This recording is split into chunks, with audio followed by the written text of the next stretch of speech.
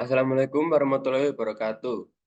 Nama saya Muhammad Bagas Ardiansah, saya dari kelas 1A, dan yang terhormat dosen pengampu mata kuliah Bahasa Indonesia, Dr. Didin, izinkan saya untuk mempresentasikan PPT saya yang berjudul Rekam Medis Elektronik. Sejarah rekam medis. Rekam medis sendiri sudah berkembang sejak zaman batu atau Paleolitik, kurang lebih 250.000 sebelum Masehi.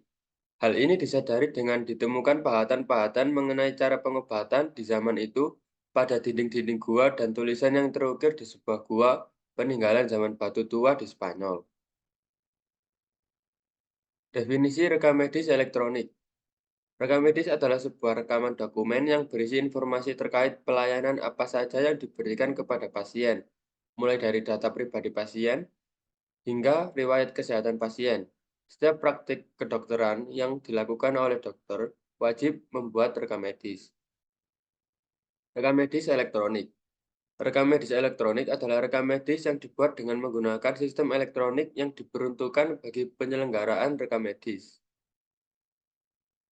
Jenis-jenis rekam medis. Yang pertama, ada rekam medis rawat jalan. Biasanya pasien rawat jalan diprediksi bisa sembuh dengan pengobatan yang diberikan dan tidak memerlukan perawatan intensif di fasilitas kesehatan. Isi rekam medisnya tidak jauh berbeda, misalnya memuat identitas pasien, keluhan yang dialami, rencana penanganan dan obat dan tindakan yang dilakukan. Selanjutnya, rekam medis rawat inap. Rekam medis yang berisi catatan dan dokumen tentang pasien yang berisi identitas, pemeriksaan, pengobatan, tindakan medis lain pada sarana pelayanan kesehatan untuk rawat jalan, rawat inap baik dikelola pemerintah maupun swasta. Rekam medis gawat darurat. Isi rekam medis gawat darurat sekurang-kurangnya memuat identitas pasien, kondisi saat pasien tiba di sarana pelayanan kesehatan, identitas pasien, tanggal dan waktu, hasil anamnesis, hasil pemeriksaan fisik, dan penunjang medis, diagnosis, pengobatan atau tindakan, serta ringkasan. Tujuan dan manfaat rekam medis.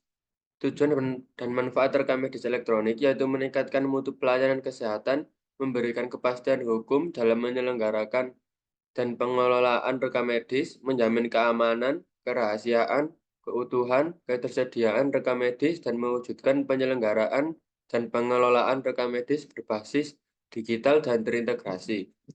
Dengan tujuan dan manfaat tersebut, maka fasilitas pelayanan kesehatan yang terdiri dari tempat praktik dokter, dokter gigi atau tenaga kesehatan lainnya, puskesmas, klinik, rumah sakit, apotek, laboratorium kesehatan, balai dan fasilitas pelayanan kesehatan yang ditetapkan oleh Menteri Kesehatan wajib menyelenggarakan rekam medis elektronik.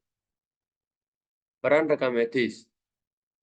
Dengan adanya rekam medis dan juga aplikasi kesehatan yang berisikan riwayat medis pasien, dokter bisa mengontrol kesehatan pasien dengan lebih mudah, terutama dengan adanya riwayat kesehatan dan sesi konsultasi sebelumnya bisa menjadi acuan untuk pemberian diagnosis dan pengobatan yang tepat. Pelayanan rekam medis.